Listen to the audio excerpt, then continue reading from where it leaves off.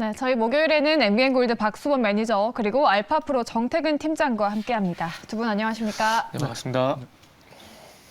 네, 저희 오늘도 이벤트 진행하고 있습니다. 유튜브 댓글창에 응원 채팅 남겨주시는 분 그리고 방송화면 인증샷을 문자샵 2034로 보내주시면 주름 개선 앰플과 다이어트 보조제 드리도록 하겠습니다. 많이 참여해 주시고요.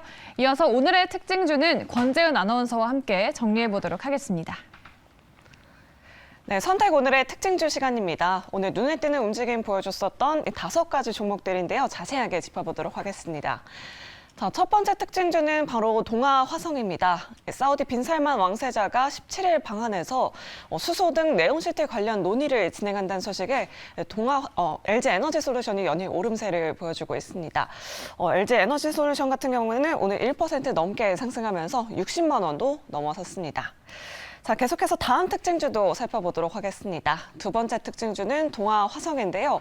동아 퓨얼셀이 고분자 전해질 수소 연료 전지를 개발한 영향으로 전일 상한가 기록한 데 이어서 오늘도 계속해서 상승세 이어가고 있습니다. 2%대로 상승 마감했습니다. 자, 계속해서 두 번째 특징주는 바로 하이드로 리튬입니다. 리튬 가격이 연일 올라서 사상 최고가를 경신하는 가운데 하이드로 리튬 등 리튬 관련주 주가로 매기가 쏠리고 있습니다. 리튬 가격은 킬로그램당 577위안가량으로 사상 최고가를 경신했는데요. 연초 264위안 대비 2배 넘게 올랐습니다. 하이드로 리튬은 오늘 시장에서 20% 넘는 급등세를 연출했습니다. 자, 계속해서 세 번째 특징주는 바로 EV 첨단 소재입니다. EV 첨단 소재는 하락 제한선까지 밀려나면서 투자자분들의 우려가 커지고 있습니다. 재무구조 개선을 위해서 보통주 2주를 동일한 액면 주식 한 주로 무상 병합하는 감사를 결정했다고 공시한 건데요. 무상 감사를 실시하면 통상 회사의 재무 상황이 어렵다는 신호로 인지되고 있습니다. 자, 계속해서 마지막 특징주도 살펴보도록 하겠습니다. 자, 마지막 특징주 확인해 보도록 하겠습니다. 바로 펄어비스인데요. 신작 불확실성 나오면서 오늘 시장에서 5%대로 하락세를 보여줬습니다. 기존에는 내년에 신작 출시가 예정돼 있었는데요. 전일 열린 컨퍼런스에서 연내로 신작 출시는 어렵다는 발표를 했습니다. 자, 이렇게 5가지 특징주들 체크해 봤습니다. 네, 오늘의 특징주 보고 오셨고요. 이 5종목 중에서 두 분은 어떤 종목을 최선호주로 꼽으셨을지 두 분의 탑픽주 바로 만나보도록 할게요. 네, 정태근 팀장은 동아화성을 꼽으셨고 LG 에너지 솔루션 박수범 매니저의 탑픽으로 꼽아졌습니다. 자, 그럼 저희 동아화성부터 들어봐야 될 것 같은데요. 오늘 2.86% 상승 마감했습니다. 앞으로 어떤 포인트 눈여겨보고 계실까요? 네, 일단은 먼저 수소는 좀 말씀드리고 싶은 부분이 이제 네옴시티에 수소도 이제 묻어난다는 말씀을 좀 드리고 싶은데 네.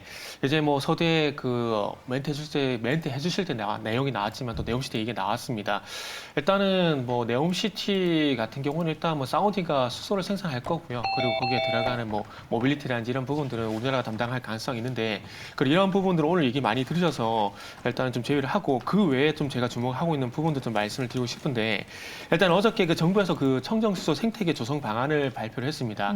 여기에 보시면은 이제 어떤 부분 3가지가 포인트가 있는데 수소 상용차 그리고 이제 아시겠지만 수소 충전소 그리고 이제 마지막으로 청정수소 발전 비중 이 부분인데 청정수소 발전 비중은 2040년까지 2.1%이기 때문에 너무나 조금 미미하다라 좀 봐야 될 것 같습니다. 그러다 보니까 수소 상용차 요번 주목을 좀 해야 되는데, 그러니까 이 말씀 드릴 이유가 뭐냐면은 현재 수소 이제 테마를 보실 때 수소는 전체 카테고리 안에서 뭐 연료 전지도 있을 수 있을 것이고 생산도 있을 수 있을 것이고 그리고 모빌리티 이쪽이 있는데 지금 모빌리티에 좀 주목을 해야 되지 않을까라는 그런 판단에 이런 말씀을 드린다라고 이해를 좀 하시면 될 것 같아요. 그동안은 수소 관련된 종목들이 강세를 보이게 되면은 뭐 에스퓨얼셀이란지 범한퓨얼셀이란지 이런 종목들이 최상위에 있었거든요. 근데 오늘 상승한 종목들을 보게 된다면은 평화홀딩스, 대원광업, 평화산업, 그리고 제인케이터, 그리고 어제 같은 경우도 지금 말씀드린 동화선 같은 경우 상한가에 갔었거든요. 근데 이 종목들의 공통점이 그 수소차의 어떤 심장 역할하고 있는 스택에 들어가는 부품들을 납품하고 있다라는 공통점이 있습니다. 즉 무슨 말씀을 드리려고 그러냐면은 그러니까 수소 테마 내에서 연료전지도 있지만은 지금은 시장에서 이 모빌리티 쪽으로 좀 집중을 하고 있다는 말씀 좀 드려보고 싶어요. 그렇기 때문에 일단은 당분간은 이 모빌리티와 연관된 그러니까 수소차의 어떤 스택에 연관된 부품을 납품하는 회사들 쪽으로 좀 보시는 게 좋지 않을까 좀 말씀드리고 싶고 그리고 이제 유럽 쪽 같은 경우도 조금 좋은 소식이 나오는데 폭스바겐하고 BMW가 수소차 시장에 진출을 한다라고 합니다. 폭스바겐 같은 경우에는 7월 달 이전까지만 하더라도 우리는 절대 수소차 하지 않겠다라고 CEO가 얘기를 했었거든요.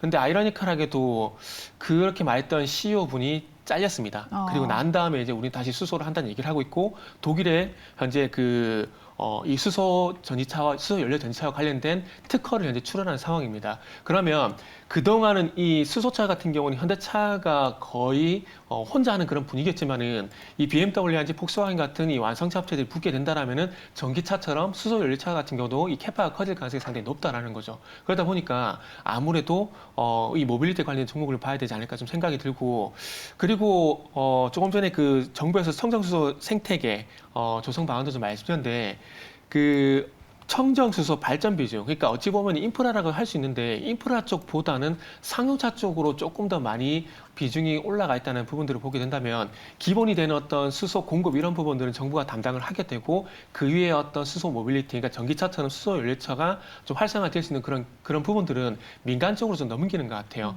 아무래도 수소 생산 같은 경우는 채산성이 안 맞습니다. 채산성이 안 맞는 상황들이기 때문에 아마 정부에서 좀 담당을 하는 것 같은데 그러다 보니까 이 민간 쪽으로 해서 현대차를 기반으로 해서 아마 좀 커지지 않을까라는 그런 판단을 좀 하다 보니까 아무래도 모빌리티 쪽에 좀 관심이 생기게 되고요. 그리고 항상 어떤 테마가 좀 부각이 되게 되면은 대장주 얘기를 많이 합니다. 얘기를 많이 하는데 동화성이 어저께 상가거든요. 그러니까 결국 어떤 테마가 형성이 됐을 때 가장 먼저 튀어가는 종목이 그게 대장이라 좀 보시면 될 것 같습니다. 그리고 제가 수소 테마 내에서 모빌리티에 좀 주목을 해야 될 것 같다는 말씀드렸는데 이 모빌리티의 어떤 그런 연관성을 좀 보게 된다라면은 이 동화성 같은 경우도 현대차 쪽으로 현대 스택에 들어가는 부품을 현재 독점 납품을 하고 있는 상황이기 때문에 아마 이런 부분들도 주가를 급등시킨 요인들로 좀 작용이 된 게 아닌가 좀 봐지고요. 그러다 보니까 어제 상한가 이걸 뭐 잡지 못한 부분은 아쉬운 부분이 있습니다. 그래서 상한가 갔는데 좀 부담스럽지 않냐라고 물어보시는 분도 계시거든요. 근데 이걸 역설적으로 뒤집어 보게 된다면은 어제 상한가가 그리고 어제 거래량이 만약에 상승의 출발점이라면 이렇게 한번 생각해 보게 된다면 이 상한가 위에서 그러니까 1,500원 이상 가격이 유지되는 기간 조정이 지속이 되게 된다면은 저는 개인적으로 한번 노려볼 만한 필요가 있다. 그런 말씀 드리고 싶네요. 뉴스 네. 한 방에 시가 갭을 또 빵빵 띄우니까 눈길이 가는 건 좀 어쩔 수 없는 것 그러니까요. 같아요. 상한가를 기록했지만 대장주는 대장주다라고 이렇게 말씀해 주셨습니다. 자, 그러면 박서범 매니저님의 탑픽도 들어보도록 하겠습니다. LG 에너지 솔루션을 꼽아주셨어요. 오늘 신고가를 기록을 하면서 60만 원 돌파를 네. 했죠. 자, 이 종목 어떻게 보시나요, 매니저님? 저는 LG 에너지 솔루션이 지금 어떻게 보면 이제 상당히 좀 강한 상승 흐름을 좀 가져가고 있는데 저는 2차 전지에 대해서 상당히 좀 긍정적으로 보고 있습니다. 그 이유가 지금 기관과 지금 개인 투자자분들만 관심을 가지는 게 아니라 지금 9월 29일부터 해서 어제까지 해서 외국인들의 순매수 물량이 5조 7천억이나 들어왔습니다. 그 5조 7천억 중에서 가장 많이 매수한 업종을 보게 되면 반도체 2차 전지 쪽이었다는 겁니다. 그 부분들은 분명 그만큼 반도체 시장도 그렇고 그리고 전기차의 2차 전지 쪽 분야 또한 큰 성장성을 보여줄 수 있다는 부분들인데 지금 삼성전자 같은 경우에는 지금 시가총액 350조 정도 하고 있습니다. 이 상황에서 LG 엔솔 같은 경우는 지금 시가총액이 141조 정도 하고 있어요. 시장이 상당히 반도체 시장만큼이나 성장을 할 수 있다라고 본다면은 충분히 저는 LG 엔솔 같은 경우에도 300조 시대가 언젠가 올 거라고 좀 보고 있는 이유가 전 세계에서 가장 리튬이온 배터리 쪽으로는 가장 기술력이 뛰어난 회사이기 때문이다라고 좀 말씀 좀 드리고 싶고 지금 현재는 그 하나의 올라가는 추세상 상승 움직임을 보여주는 하나의 뭐라고 해야 되나 시발점이다라고 얘기할 수 있을 정도로 아직까지도 제가 봤을 때 미래의 성장 가치에 대비해서는 상당히 저평가되어 있다라고 좀 말씀을 좀 드리고 싶습니다. 제가 지금 현재 LG 엔솔을 갖다가 300조까지도 갈 수 있다라고 말씀을 드리는 이유는 그만큼 2차 전지가 매년 60%씩 성장성을 보여주고 있고 그 시점이 대략적으로 2025년 정도가 되면 그 정도의 멀티플을 받을 것으로 저는 보고 있어서 LG 엔솔을 단순하게 볼 봐서는 안 된다고 말씀드리고 싶고요. 그리고 예를 들어서 지금 현재 유럽 같은 경우에도 보면 브리티시 볼트라든가 아니면 노스볼트라든가 그리고 폭스바겐 같은 경우에 자체적으로 생산하는 2차 전지가 있습니다. 그리고 테슬라 같은 경우에도 2차 전지를 생산하는 공장이 2개나 있어요. 근데 그들 같은 경우에는 지금 문제가 발생하고 있는 이유가 뭐냐면 브리티시 볼트 같은 경우에는 자기네들이 공장을 짓다가 지금 현재 무기한 연장이 되었습니다.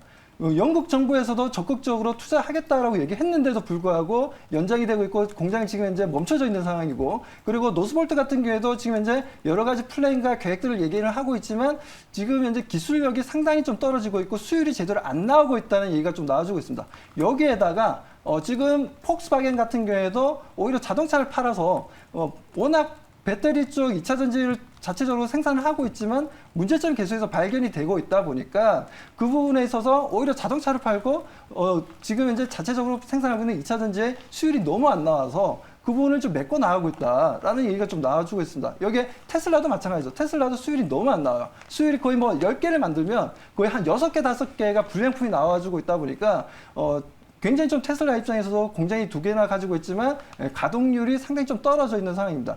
그 정도로 이런 흐름들이 나와주고 있는 이유는 2차 전지 같은 경우는 1마이크로미터를 만 되더라도 그 불량의 어떤 내용만 나온다 하더라도 바로 불량품이 되고 열폭주 현상이 좀 발생하는 부분들이 있습니다. 그래서 일반적으로 우리가 자동화 기계들 같은 경우에는 10마이크로미터까지는 확인을 할 수 있고 그에 대한 대처가 가능한데 이건 1마이크로미터는 자동화 시스템조차도 발견하고 이걸 걸러내지 못하고 있다는 겁니다. 근데 그 노하우를 LG 엔솔은 가지고 있고 그만큼 수율이 10개 중에 하나 그 불량품이 하나 나올까 말까 하는 상황이어서 저는 그렇다면 독보적인 기술을 가지고 있는 LG 엔솔이 지금 현재도 저평가되어 있다고 생각하고 있고 문명 리튬이온 배터리 시장에 있어서의 상당히 강한 기술적 장벽을 가지고 그 어떤 나라의 어떤 배터리보다도 상당히 좀 좋다라고 말씀드리고 싶습니다. 네, 알겠습니다. LG 에너지 솔루션 15거래 연속 외국인이 지금 순매수를 하고 있습니다. 300조 시장까지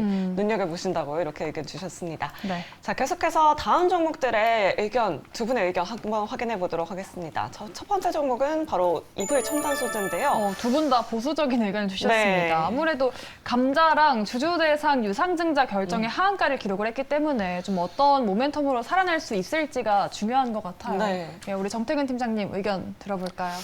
보수적인 의견이라기보단 이거는 예. 분노를 해야 돼요. 네. 제가 선동하는 건 아닌데 분노를 해야 됩니다. 이게 지금 EV 첨단 소재 같은 경우는 작년부터 좀 주가를 봐야 되는데 작년 8월 달에 무상 증자를 했어요. 무상 증자를 하게 된 부분들은 주주가치 제고라는 명목으로 하는데 결국 무상 증자를 하고 난 다음에 주주가치 제고는 1도 안 됐거든요.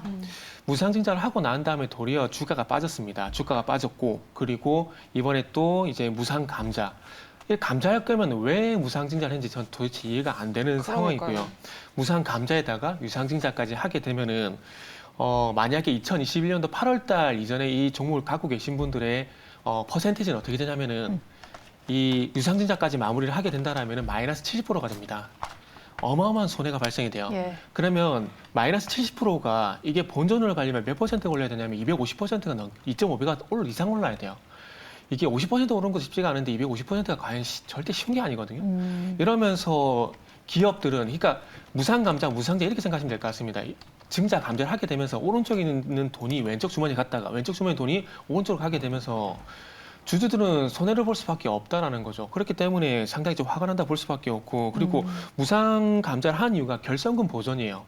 결국 기업의 주머니가 지금 구멍이 나가지고 돈이 계속 마이너스 나는 거죠. 예. 그러니까 이런 거 왜 애초에 대처를 하지 않고 무상 감자. 그러니까 무상 감자 하고 나서 돈 없으니까 유상증자 해가지고 또 돈을 끌어오겠다는 거예요. 그러면서 또 주식수는 늘어나게 되는 거고 주식수가 늘어나게 되면서 그만큼 가치가 보존이 되는 게 아니라 도리어 가치가 떨어질 수밖에 없거든요. 그러다 보니까 오늘 하한가 나온 건 너무나 당연한 반응이라고 좀 봐야 될 것 같아요. 그래서 다시 얘기를 원점 오게 되면은 2021년도 8월달 이주에 2021년도 8월달 이전에 EV 첨단 소재를 갖고 계신 분들 같은 경우는 그냥 망연자실할 수밖에 없는 부분들입니다. 그러니까 이런 부분들은 솔직히 기업들이 반성을 저는 해야 된다고 좀 봐요.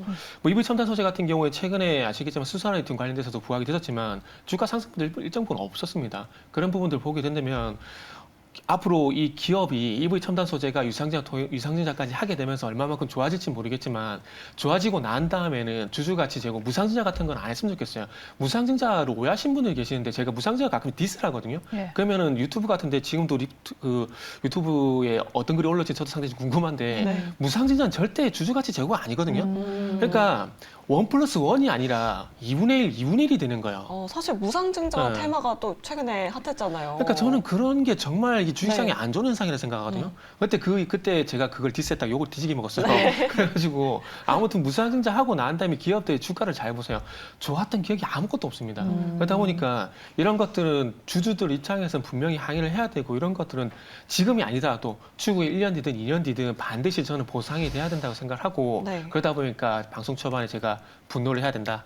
그런 말씀을 좀 드렸어요. 그러니까 아무래도 EV 첨단 소재 감자 이슈는 네. 우리 개인분들이 좀 대응할 수 있는 영역이 아닌 것 같습니다. 네, 예. 그러니까요. 2대1 감자를 할 거면 무상증자는 참 왜 했는지 그러니까요. 궁금한데요. 자, 계속해서 다음 종목의 의견도 함께 확인해 보도록 하겠습니다. 바로 펄어비스입니다. 자, 두 분의 의견 또 이 녹아 종목도 나왔어요. 두 분 다 노를 네. 주셨습니다. 지금 실제로 게임이 출시되는 시점이 빨라야 내년 4분기라고 하더라고요. 네, 예. 박수호 매니저님께 한번 네. 여쭤보도록 할게요. 네, 뭐 펄어비스 뭐 지금 어제도 마찬가지고 오늘도 마찬가지고 뭐 거래량을 터뜨리면서 지금 계속 좀 내려가고 있는 부분입니다. 뭐 한때는 또 펄어비스가 중국으로부터 판호를 받으면서 제일 먼저 또 시장에서 부각이 되면서 주가가 많이 상승했을 때도 있었는데 지금은 뭐 투자자들이 상당히 좀 관심이 없는 상태에서 다시 한번 이런 좀 뭐라고 해야 되나, 뭐 실적은 괜찮게 나왔어요. 3분기 실적은 괜찮게 나왔는데 컨센서스보다 좋게는 나왔지만 지금 현재 신작에 대한 뭐 내용이 없다 보니까 주가가 좀 크게 조정을 좀 받고 있습니다.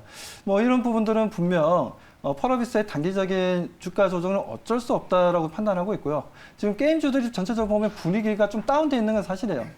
NC소프트라는 크래프톤이라든가 이제 대형 게임사들 빼고는 나머지들은 거의 다 지금 현재 분위기가 좀 다운되어 있는 흐름들인데 여기서 신작까지 빨리빨리 출시를 하지 못하고 내년이나 내후년이나 언제 출시할지 그런 부분들이 불확실해진다라는 거 분명 주가에는 좋지 못한 영향을 줄 수 있고 투자자들 입장에서는 그럴 바에는 차라리 빨리 손절하고 정말 지금 현재 수익을 좀 더 많이 만들 수 있는 그런 모멘텀 있고 성장성을 보여주는 종목들 쪽으로 포커스를 맞출 수 있다는 부분들에 있어서 저는 펄어비스 아쉽지만 지금은 좀 나와야 될 구간이라고 좀 보고 있고 지금 현재 상황에서는 그렇게 좀 양호하지는 않다라고 말씀드리고 싶습니다. 네, 네. 알겠습니다. 펄어비스 오늘 8% 하락을 했는데 잘 대응해 보시면 좋을 것 같고요. 저도 한 말씀 보탤게요. 네. 저 오늘 이제 그 박수 매주님하고 이렇게 의견이 계속 똑같아지는데 네. 근데 똑같을 수밖에 없을 것 같아요. EV 첨단 소재 그리고 펄어비스 같은 종목을 보고 네. 이게 예스가 나온다는 게 저는 쉽지 않다라고 좀 그렇죠. 보거든요. 저는 다른 관점에서 말씀을 좀 드리고 싶은 것이 펄어비스가 어쨌든 신작 지역 때문에 증권사에서 목표 주가를 다 하향 조정했어요. 네. 골드만삭스도 마찬가지고요. 근데 제가 지금 펄어비스하고 롯데케미칼 좀 비교를 해보고 싶거든요. 이번에 롯데케미칼 같은 경우에 3분기 어닝 쇼크, 그러니까 적자폭이 좀 확대가 됐잖아요. 네. 확대가 되게 되면서 증권사에서 목표 주가를 하향 조정했어요. 그런데도 올랐습니다. 그죠. 그런데도 기관들이 매수를 했어요. 그런데 펄어비스 같은 경우는 국내뿐만 아니라 외국계 증권사까지 합세를 해가지고 매도 리포트를 냈거든요. 그러니까 만약에 매도 리포트를 냈는데 외국인 기관이 산다. 그러면 이건 무조건 담아야 돼요. 빠져도. 그런데 이 매도 리포트를 내고 이렇게 합심해서 같이 매도를 하는 건 저 처음 봤어요. 그러니까 지금 어찌 보면 펄어비스가 흑자가 난 게 중요한 게 아니라 이 흑자를 계속 유지할 만한 어떤 모멘텀이 계속해서 늦어지고 있다는 거죠. 그러니까 저는 펄어비스 같은 경우 저는 개인적으로 좋게 보고 있는 부분이 뭐냐면 그 혹시 도깨비 트레일러 영상 보셨어요? 네. 저는 그걸 보게 되면서 그래픽이 상당히 깨끗하다, 정말 선명하다 그런 생각이 좀 들었거든요. 그러니까 게임을 안 하는 저조차도 그 트레일러 영상을 보고 되게 기대를 많이 하고 있어요. 그런데 이게 계속 지연이 되잖아요. 언제 나오지 하다가 나오긴 나오냐? 이렇게 되는 거예요. 그렇게 되다 보면은 실망감이 들 수밖에 없는 부분들이거든요. 그러다 보면은 그 소위 말하는 이것도 주식시장도 분위기 싸움입니다. 분위기 싸움인데 매도 리포트가 나오더라도 롯데케미칼처럼 매수를 해주게 된다면 이 종목은 덤비는 게 맞아요. 그런데 펄어비스 같은 경우는 이 그러니까 투자 심리 분위기 측면에서 봤을 때 매도 리포트도 나오고 기관도 매도를 하게 되면은 이거는 바닥 잡기가 너무나 쉽지가 않습니다. 그렇기 때문에 저는 개인적으로 지금 방금 자막에도 나갔지만 바닥 확인이 우선이라고 좀 말씀드려보고 싶고 그리고 조금 전에 EV 첨단 소재 보니까 유튜브 채팅글에 좋은 글이 올라오던데 어쨌든 이렇게 동의를 해주셔서 정말 기분은 좋네요. 펄어비스 우리 팀장님의 의견도 함께 체크해 보시면 좋을 것 같습니다. 자, 계속해서 다음 종목도 확인해 보도록 하겠습니다. 바로 하이드로 리튬인데요.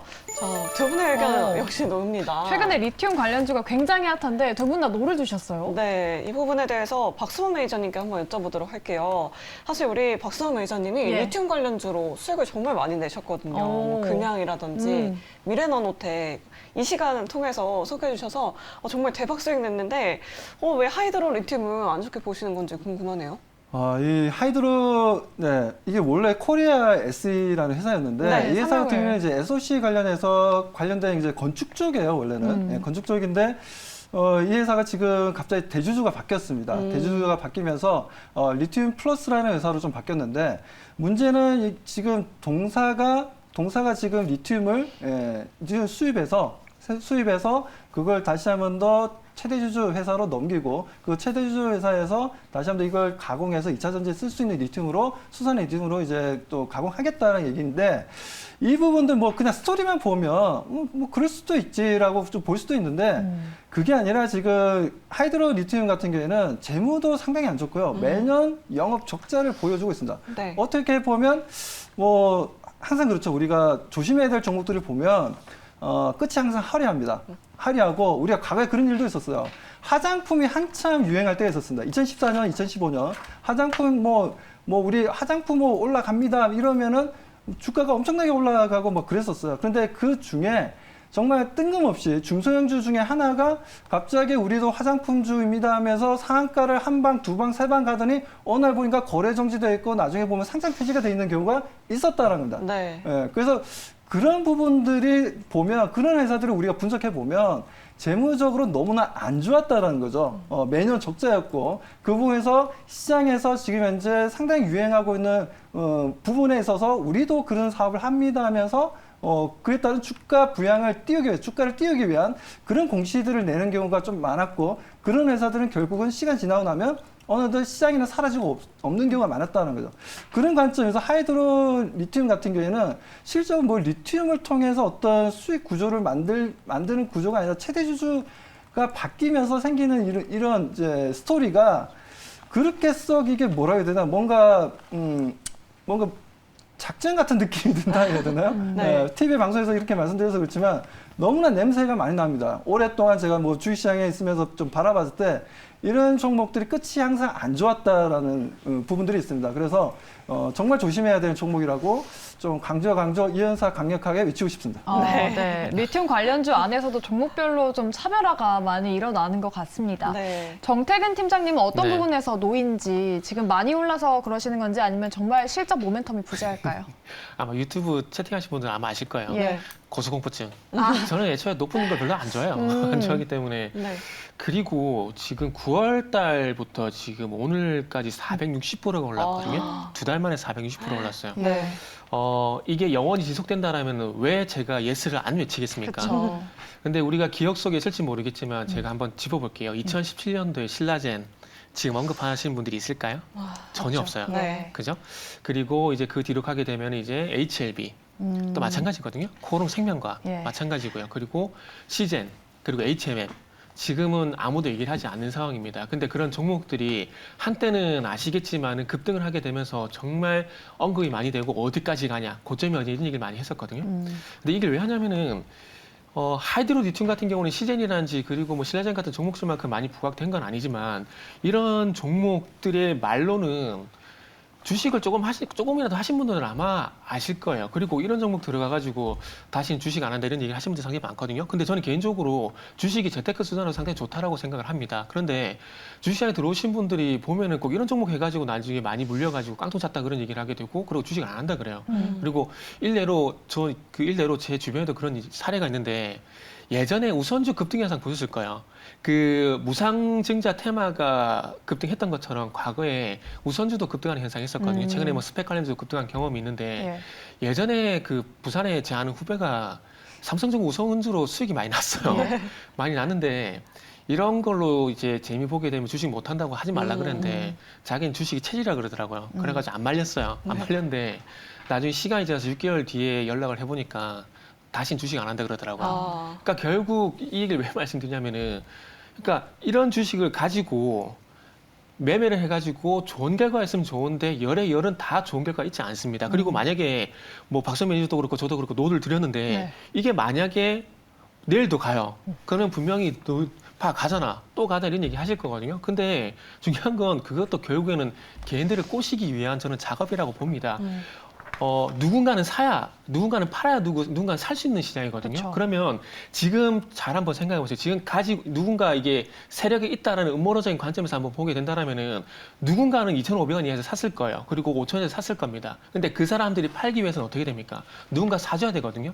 그러면 여기서 빠진다는 인식이 아니라 조금 더 간다라는 인식을 줘야지 걔네들이 진짜 손쉽게 팔고 나갈 수가 있다라는 거죠. 그렇기 때문에 제가 볼 때는 꼬신다라고 봐줘요. 그리고 원래 이렇다. 뭐 객관식 같은 답은 없지만 이 하이드로 리튬 같은 경우는 요 종목이 삼성중공업이 우선주여도 예를 들어 보게 되면 이미 10월 달 초에 빠져야 정상입니다. 전고점 돌파가 안 되고. 그런데 더 갔다라는 건 이전과는 세력들이 차트를 만들어가는 패턴이 많이 바뀌었다라는 겁니다. 그래서 그런 부분들에 대해서 절대 현혹돼서 따라가지 말자라는 말씀드리고 싶고, 이게 또 전고점 돌파다라고 해서 따라가신 분명히 계실 건데 그분들은 정말 다시 한번 간곡히 말씀드리는데 네. 절대 조심하라는 얘기.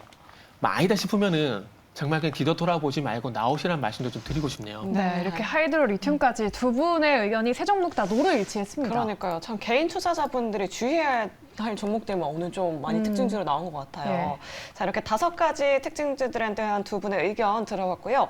자, 이제 10시 30분이면 이제 10월 CPI가 발표가 되잖아요. 그쵸. 이 부분에 대해서도 이야기를 안 해볼 수가 없을 것 같습니다. 메이저님, CPI 한 7.9 정도로 예상하고 있잖아요. 일단 미국 지수 선물은 좀 오르고 있는데 전망 어떻게 보실까요? 저는 솔직히 말씀드려서 CPI가 7%대가 나오든 8%대가 나오든 솔직히 말씀 관심이 별로 없습니다. 그만큼 이제 피크아웃은 된 상태라고 좀 보고 있고, 예. 만약 예상치보다 높게 나온다 하더라도 시장에 미치는 영향은 일시적으로 영향을 줄 수는 있겠죠. 하지만 지속성은 떨어진다라고 말씀을 좀 드리고 싶습니다. 그 정도로 지금 이번 이제 어떻게 보면 미국의 중간 선거도 있었는데 공화당이 되냐 민주당이 되냐 시장에서 말이 많았지 않습니까? 말이 많았는데 결과적으로 보면 이거는 공화당이 승리를 하긴 했는데 이제 민주당이 엄청나게 좀 잘했다라는 내용들 때문에 네. 자, 아무튼 그 부분 때문에 지금 현재 수혜주도 어쩌고저쩌고 얘기했지만 그래봐야 의미가 없었어요. 분석하는 게.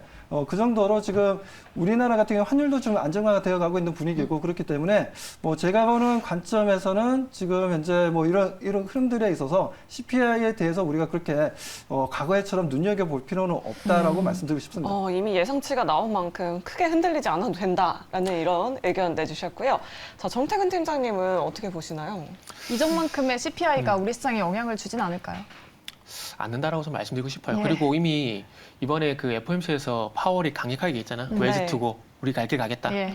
그러니까 결국에는 CPI, 그러니까 물가가 잡히기 전까지 우리는 어떻게든 가겠다라는 겁니다. 그래서 어떤 눈에 보일 만한 괄목한 어떤 CPI였던 그 물가가 하락하는 부분들이 나타나기 전까지는 일단 어쨌든 자이언트 스텝을 가든 빅 스텝을 가든 계속 지속이 될 가능성이 있기 때문에 CPI 물론 중요한 지표지만은 예전보다는 좀 중요도가 떨어지지 않았을까라는 말씀을 좀 드리고 싶네요, 저도. 알겠습니다. 네, 알겠습니다. 10시 30분에 나오는 CPI 지표 저희도 관심 있게 지켜보도록 하겠고요. 자, 정태근 팀장님은 여기서 이만 보내드리도록 하겠습니다. 오늘 말씀 고맙습니다. 네, 감사합니다.